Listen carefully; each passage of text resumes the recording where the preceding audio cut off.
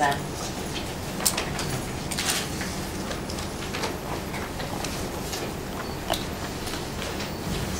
How many persons should be enrolled for the course? Which one? Yeah, okay. Our class size is at a maximum of 20. Yes, so we can, because that's our class size policy as well. Apart from for the young learners, when it's only 18. So for the young learners, we really pride ourselves that for their 8 to 12-year-olds, there's a really good ratio of teachers to students, so 18 maximum for young learners. So if there are more applicants, what could be the selection process? We do have a waitlisting policy where we have, because the modules are offered every other alternative term, so when we can at most accommodate a maximum of 20 students per batch. So they would probably be put them on a waiting list so that they can take their the course in the next term. So that would be, if a module 1 training, then you can possibly take your next course in term 3. Which is when we will be repeating module 1 again, and then module 2 and 3 would get repeated in term 4.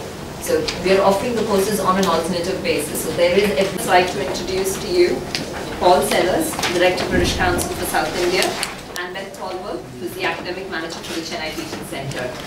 I'd like now Paul to address you. Sure, okay.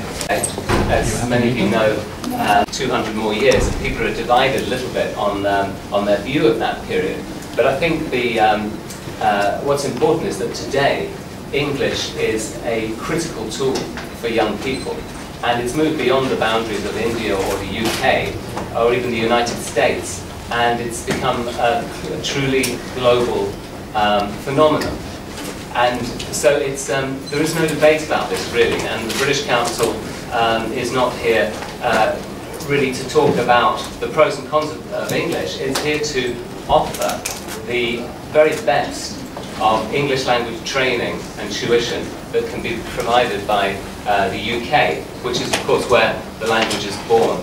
And we have a great track record of teaching English, and more than just teaching English, of training teachers to teach English.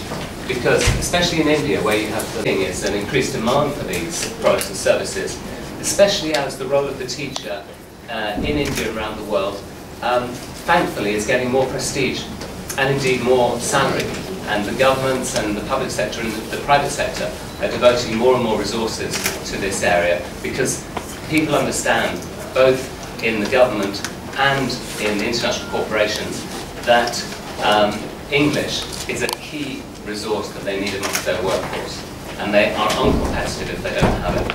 So the whole industry is moving up here, and the British Council is very proud to be at the forefront of that.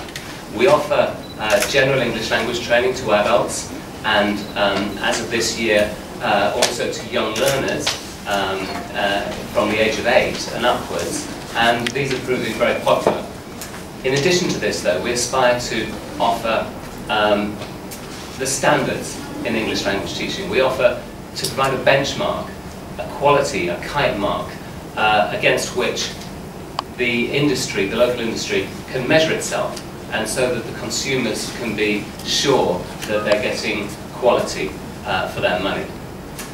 The other area that we'd like to highlight today is the IELTS test, which is a very, very high quality international test of English, which, as you know, allows many opportunities for... And the communicative aspect of the language is what the kids need. So that's what we'll be doing with the young learners, and that'll be twice a week for 4 hours a week for our terms.